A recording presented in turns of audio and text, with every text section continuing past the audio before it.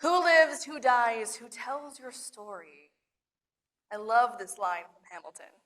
It repeats over and over again, both in the musical, but also in my mind, whenever we talk about history.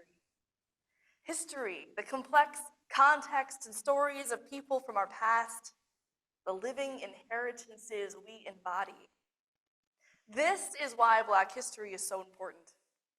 Because the stories that go untold, they do not disappear from our collective history because they're not remembered. We live inside millions of histories, stories that affect everything from the traffic lights we stop at, to the super soakers we play with, to the music we listen to. And if we do not know the history we are living, we can perpetuate harm, either consciously or unconsciously, and blindly find ourselves in the same patterns and systems that make history repeat itself. I say this especially as a white minister serving in a majority white congregation, that for those of us with privilege, it is our responsibility to understand the harm of untold histories. So we should tell the truth of our past as we join in the work of all people to bend the arc of history towards justice. It is part of the work we do together when we create the beloved community. So today we gather together and we light the path of Black history with Black individuals and luminaries across time. First, we will look at the timeline of Black history in America, and then we will explore a few of the artists, inventors, and people who brought joy, science, and music into our lives, as Jeannie will share luminaries with you.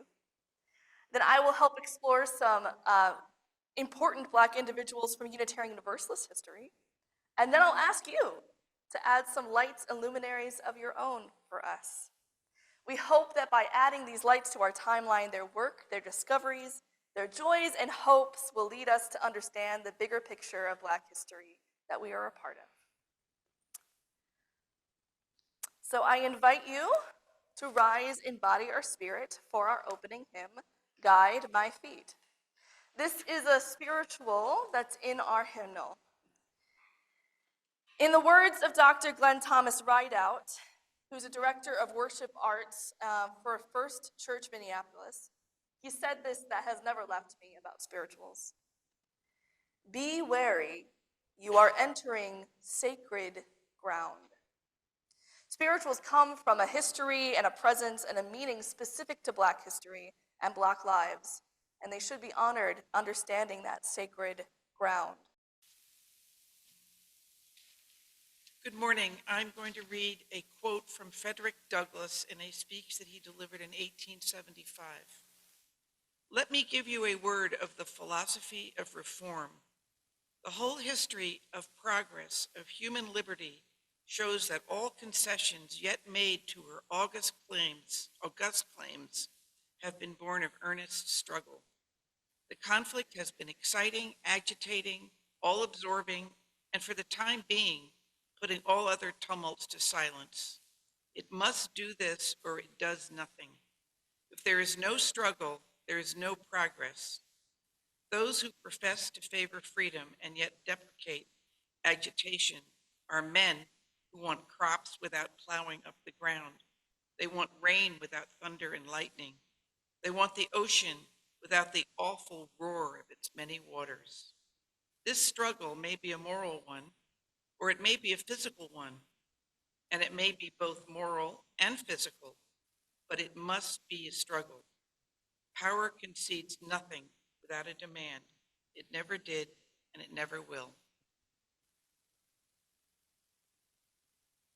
Welcome to our timeline. We know that throughout history, history isn't just one seeming collective, one singular thread. There are many, many threads of history. And some threads go a little bit more unnoticed than others, and some get talked about more, but they're all a part of the cacophony of our history. And so before we start our luminaries, I think it's important to know the context and the history that has brought people forth, especially the history of Black history in our American nation. So our timeline starts with, I guess you can probably guess it, slavery. Yeah, it's not the greatest or most favorite topic of everybody, but slavery was a large period of time in the Americas from 1619 to 1865. Let me rephrase that. History in the colonial United States is from 1619 to 1865. Slavery existed in the Americas long before that, particularly with Columbus, who sailed the ocean blue in other parts of America. And something I just found out and didn't know, there were actually black settlers in the West because of Mexico from the 1500s. Never knew that. But as far as actual chattel slavery, it became a regular practice in the United States in 1619. It did not end until the Civil War and the Emancipation Proclamation that happened during the Civil War. Some important things that happened during this time. Um, well, the American Revolution in 1776, which is, if you remember from Hamilton that I just quoted, slavery didn't end when our revolution came about. Though in the Revolutionary War, 5,000 black people fought for the Patriots on the American side. In 1830, in the northern states, the first national convention of black people happened. In 1831, on August 21st to the 23rd, Nat Turner led a slave rebellion, one of the most famous slave rebellions, though the first major slave rebellion happened in 1739 in South Carolina. There's plenty of things here. Does anyone else know some specific things that may have happened from 1619 to 1865? So for those that are online, Katie said the invention of the cotton gin, which took it from a quaint kind of run-of-the-mill process to an actual industry of slavery, machine of slavery, the cotton gin itself. Anyone else know what happened? Some things that might have happened from 1619 to 1865. So Grace says something really important to us. I might actually ask if someone's willing to pass around a microphone to some people. Thank you, Catherine. There's a microphone on the stand there if you want to pass it around to some people. Thank you, Grace. I didn't actually know this myself, that there was a ban on the transatlantic slave trade, which brought pressure to the states leading up to the Civil War. That is fascinating, and I want to now dive into a history book and learn more about that. Thank you for sharing that with me. All right, so then the next point on our timeline right here, I say 1865, but that is going to be the Civil War. The Civil War was a war between the northern and southern states of the United States. People fought over. And it's really from 1861 to 1865. It was 1863 that the Emancipation Proclamation was declared that all persons held as slave are and henceforth shall be free. And while the Emancipation Proclamation happened in 1863, does anyone else know an important date in time where freedom or the Emancipation Proclamation was told to people in the United States? It might be now just recently a national holiday. Yes, sorry, Kelly had it written. Juneteenth, yes, Juneteenth happened on June 19th, 1865, when finally, it was the final announcement of the Emancipation Proclamation in Texas. Is there anything else that people might know about the period of time between 1861 and 1865, the Civil War? Kevin. Please take the microphone so people online can hear you. Sorry. Also, I know that someone just mentioned before, Emancipation Proclamation. Yes, that happened in 1863, right in the middle of the Civil War, which also put pressure on the continuance of the war. Yeah. All right, I'm gonna move on to this next period. This is a huge swath. Our next is Reconstruction and Jim Crow. That image is actually, it's cut off, but it's part of a poster that was published that announced the new era of Reconstruction. So Reconstruction and Jim Crow is this era after the Civil War where people are like, okay, so people are free now, what do we do?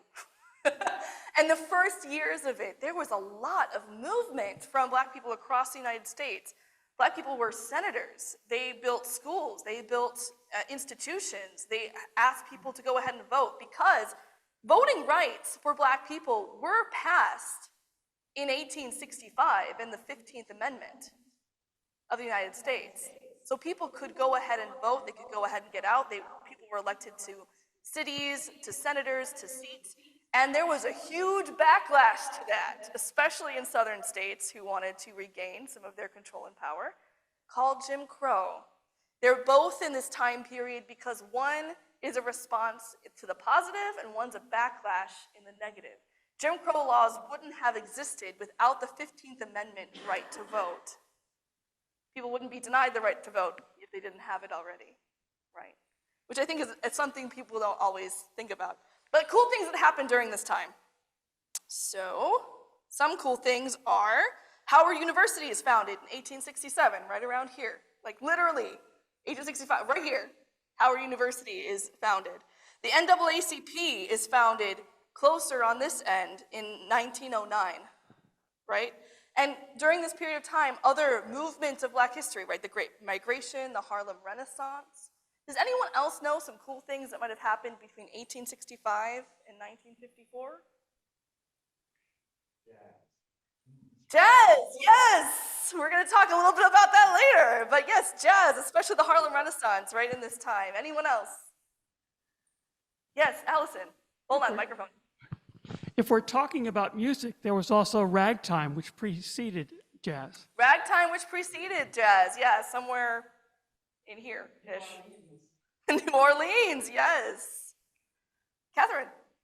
The Wilmington Uprising, where white people got their knickers in a twist over the fact that Black people were being successful, killed a lot of them. Yes, similarly, the Tulsa Greenwood Massacre as well, Black Wall Street in Tulsa, Oklahoma. Yeah. Go ahead, Katie. To continue on the line of downers, this was actually preceded by the overthrow of a legally elected government in New Orleans by white supremacists who basically killed the local elected officials after a compromise that required the U.S. troops that were guarding the rights of African Americans to pull out. So there were some real downers. There's some real downers in this time, yes. I mean, that's what leads us to, and I'm going to have Jeannie go to our next era in time.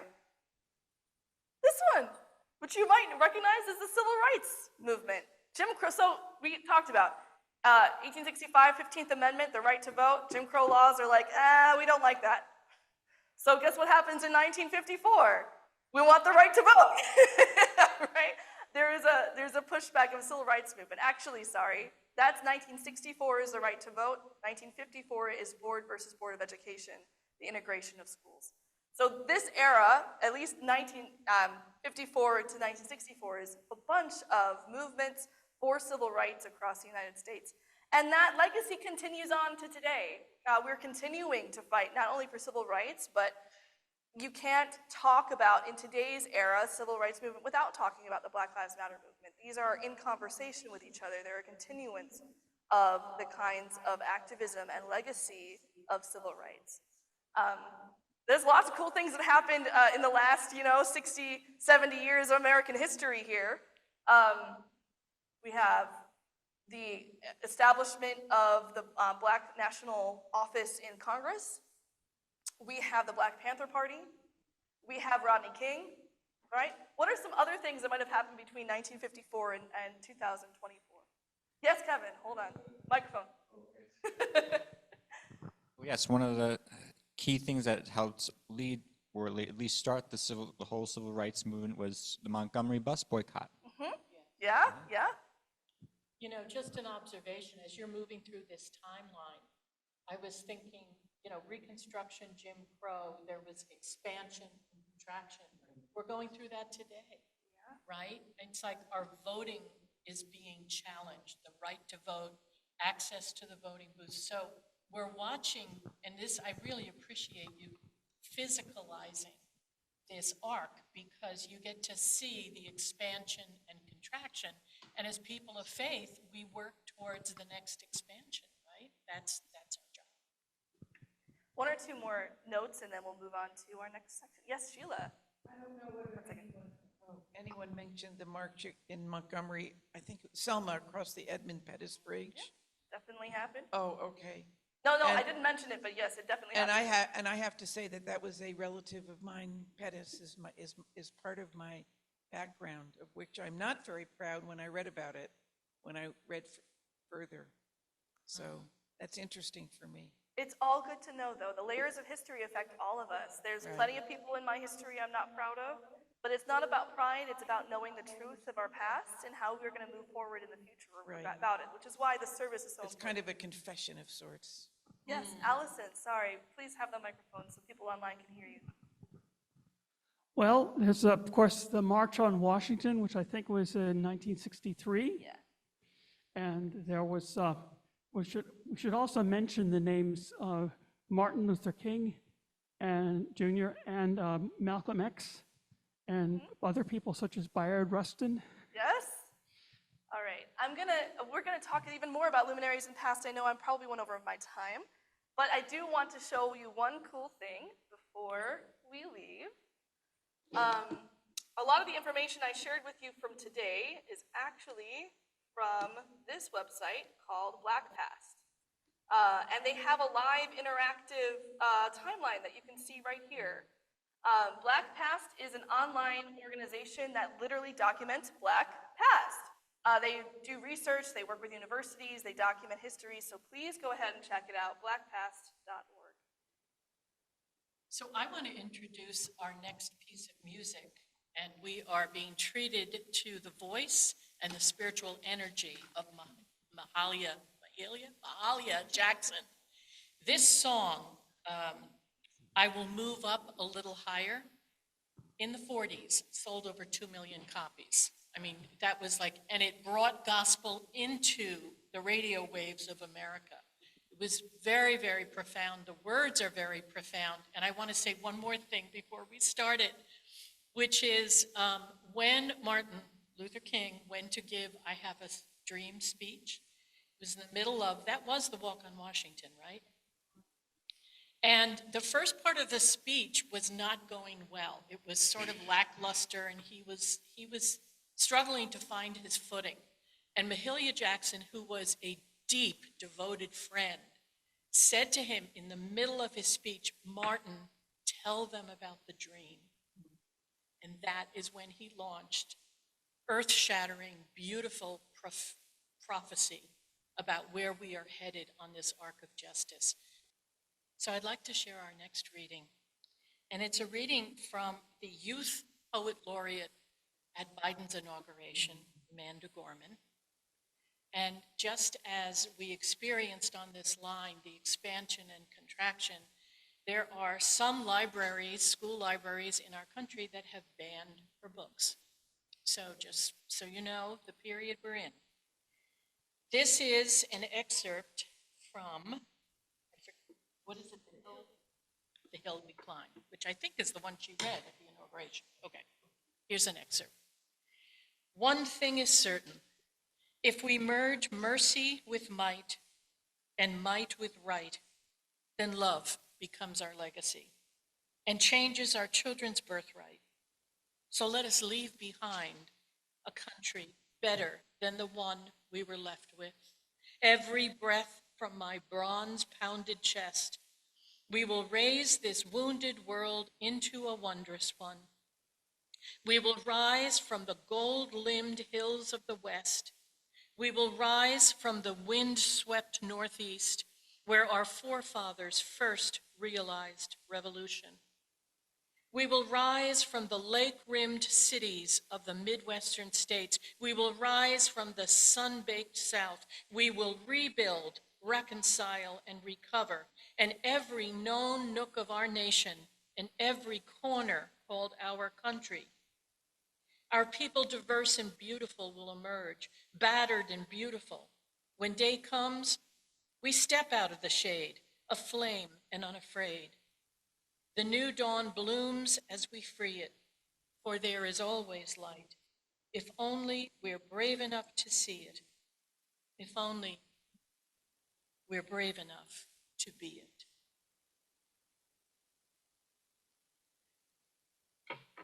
Amanda Gorman. So we have a special way to light up our timeline which we are subtitling Our Arc of Justice. And we're going to take these beautiful lights and enliven our timeline, light it up. And I would like to begin this section with some luminaries that will light up our timeline. Are you ready? Okay. And I'll ask for volunteers one by one to come and hang a light on our timeline.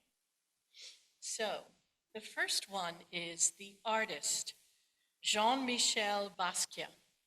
Jean-Michel often drew from morning until night, sometimes side by side on the floor with his artistic mother. His drawings were not neat or clean, nor did he color inside the lines. They are sometimes weird, but somehow still beautiful. Jean-Michel's mother taught him that so many different things were art and that art can heal. When his mother had to move out of their home because of mental illness, Jean-Michel often brings his art to her, promising that it will hang in a museum once he becomes a famous artist, which he does go on to become. May I have a volunteer who will take one of these lights and string it during our last period here, somewhere around 1980. Someone come forward, please. All you have to do is pick the light up and hang it. Yes, thank you. So our first luminary to light our arc of justice is the artist, Jean-Michel Basquiat. Thank you. Yes, 1980s. Oh, well, yeah. Okay. Hopefully we're going to fill this up. Okay.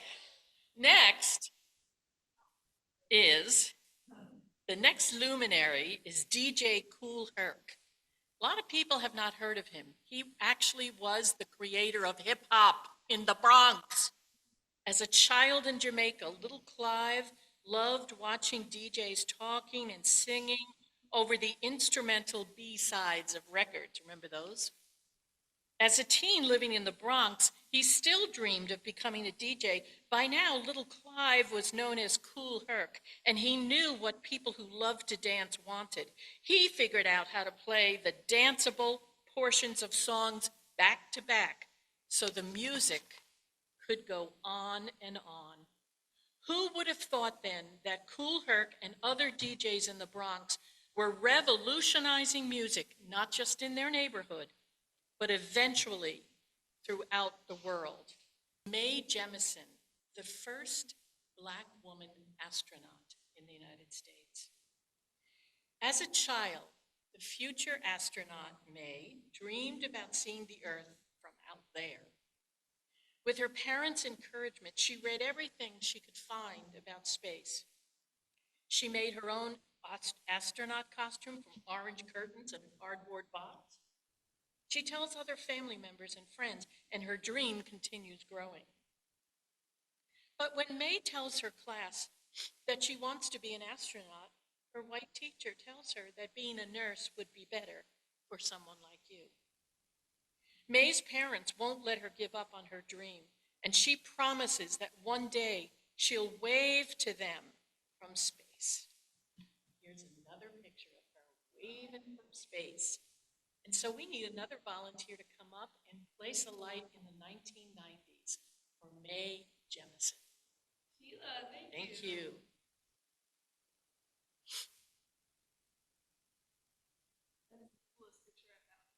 It is way cool. Yeah. Nope. Perfect.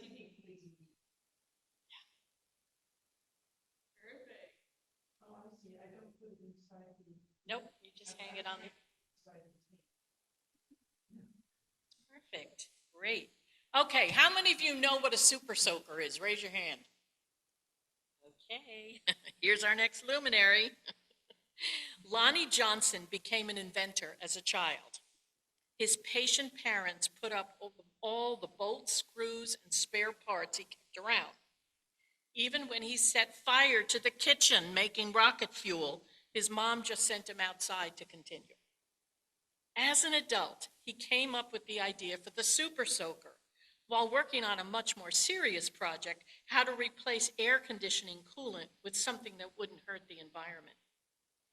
Still, it took many years and many pitches to toy companies until Lonnie found one who would manufacture what is today a favorite summer toy. And by the way, in case you're wondering if he was some oddball inventor that invented out of his garage, he was a NASA engineer. Okay, just so we get the full picture. That's Lonnie Johnson. We pay tribute to. Okay, last but not least, somebody mentioned jazz. Okay. Oh yes, we almost forgot. So.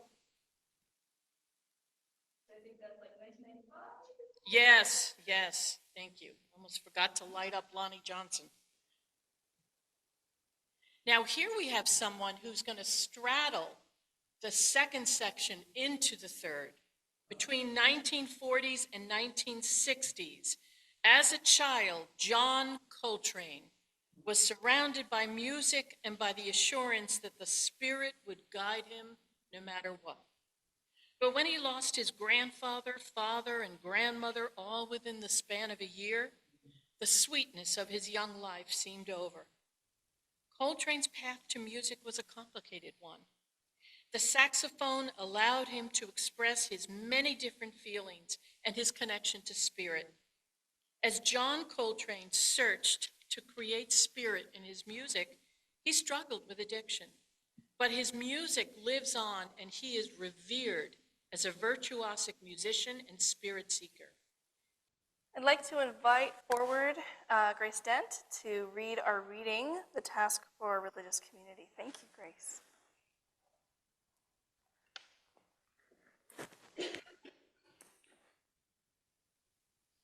Hello, I am going to read a quote from Mark Morrison Reed about the task of the religious community, which reminds us of our collective responsibility, but also our collective power to transform the arc of justice in the world. The central task of the religious community is to unveil the bonds that bind each to all. There is a connectedness, a relationship discovered amid the particulars of our own lives and the lives of others. Once felt, it inspires us to act for justice. It is the church that assures us that we are not struggling for justice on our own, but as members of a larger community. The religious community is essential, for alone our vision is too narrow to see all that must be seen, and our strength is too limited to do all that must be done. Together, our vision widens and our strength is renewed.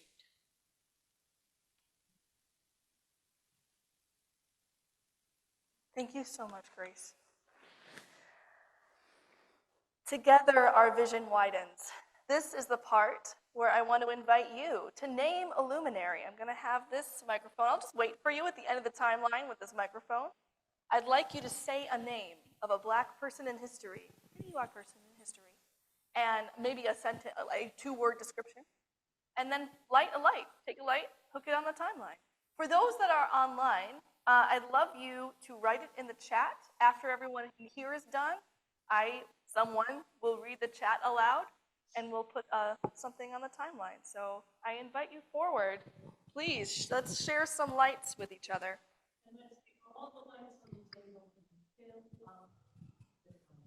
Yes. Come on up. Yes, we are getting out of our seats. Hey, Kevin. Okay, so as I said before, one of the key starting events for the civil rights movement would be Rosa Parks, and it would go around like it was either 1954 or 1955 when the bus incident happened.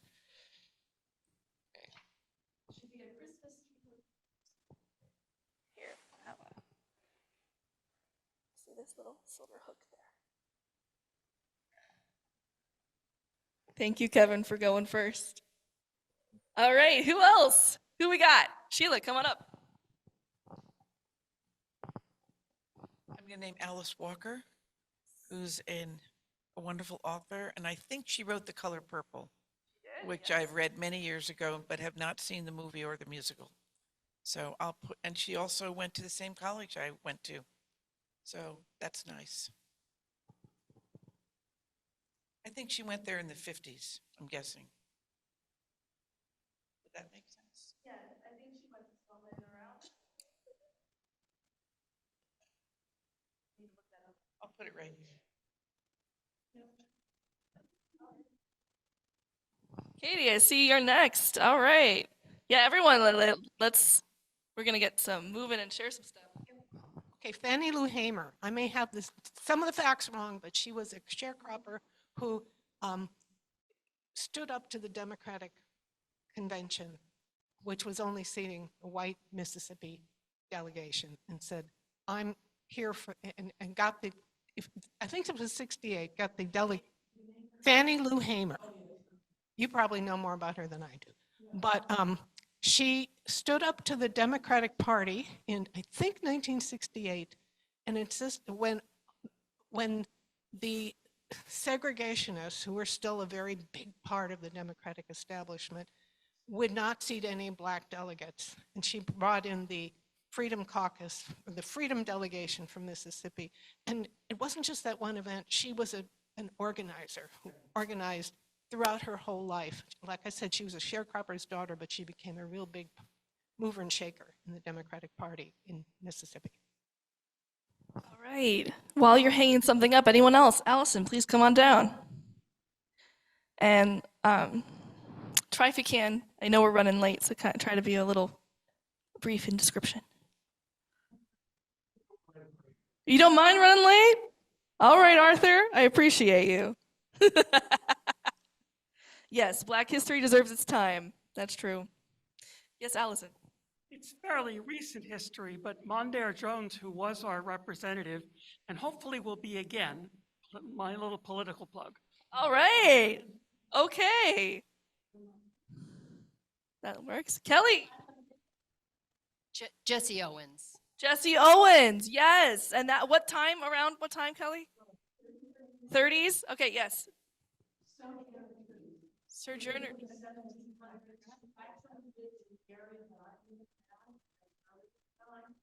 It was the first court case in the courthouse that is presently still used in Kingston, New York, where her son was kidnapped. He was a free man and they did enslave him.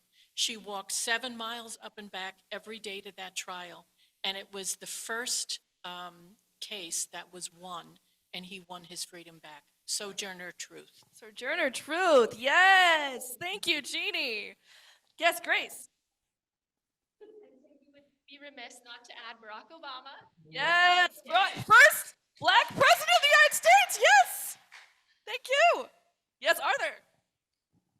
Muhammad Ali. Yes. I have a short anecdote about him. If we can go along. Right. So when I was a resident physician in neurology at Emory University, Muhammad Ali, who lived in Michigan, was a patient of my chairman. My chairman at that time was a very, very famous neurologist and actually got to be pretty well known throughout Atlanta. So one time when Muhammad Ali came to see him as a patient, that evening my chairman had arranged to take him and some other sort of top people in the department out to dinner at this place where, I don't know, rich people went to, it was like steak and lobster, that kind of restaurant. So on the way there, I know this because I knew one of the people who was part of this group. So on the way there, my chairman calls the restaurant and he says, "Hi, this is Malin DeLong," that was his name. "I'm coming over, I have 6 people. And as I said, Dr. DeLong was pretty well known. And they said, "I'm sorry, it was a Friday night." They said, "We're completely booked. We can't fit you in." And he said, "I have Muhammad Ali with me." And they said, "Come on over, we have a table for you." Yes, that's amazing. Where would he fit on the timeline? Is that like 19? That was in the 1990s. 1990s. All right. Yes, Catherine. Okay. One of your favorites, and the favorite of someone watching right now, Dr. James Cone, liberation theologian. Yes, Dr. James Cone. May his spirit rest in peace. Incredible, incredible man. I'm looking at you, James Dyer. Yes, I know. We were both lucky enough to be taught by him. I'm going to go ahead and read aloud some of the people that are in the chat. One second. Let's see what we got in our chat box today.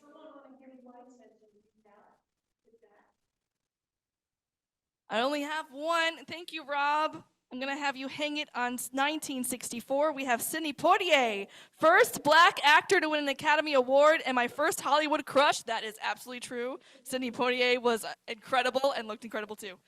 Who else we have? We have Medgar Evans from Diane. Medgar Evers. Does anyone know about a time for Medgar Evers? Oh my gosh. Pre-1954. I'm so sorry. Sarah Baker said, Maya Angelou, poet, dancer, singer, activist. Maya Angelou. Thank you, Sarah. Trying to think of... I don't see anyone. Please keep putting it in the chat, everybody that's there. So we have Dr. Howard Thurman. I'm going to put that in the 30s-ish? Pre-1950s, somewhere here. Who else we got? Now we just can shout out some names. Harriet Tubman, thank you. I was waiting for that. That's definitely slavery time. Right? Well, I have at least one for right here, which is a UU black person who I love, Frances Ellen Watkins Harper. Frances Ellen Watkins Harper was a black woman who was both AME Methodist but also Unitarian Universalist. She advocated for civil rights. She helped found the a National Association for Colored Women. She was a poet and a writer. She's pretty awesome. Look her up. Frederick Douglass, yes, that you read. That's in the slavery. Yes, Kevin. We named Harriet Tubman. She has a light. Trying to think. Phyllis Wheatley. Sorry, Patricia. Who else? Reverend Bill Stingford, first black president of... That's right. He was the first black president in 2001. And Reverend Sophia Betancourt. First black woman president. Yes, Sophia Betancourt. That's... Thank you very much. Oh, look at these lights. I'm wondering if we could take the rest of the lights and just to represent all the people who have gone unnamed, right? All the movers, the shakers, the martyrs, the inventors, the lovers that have gone unnamed.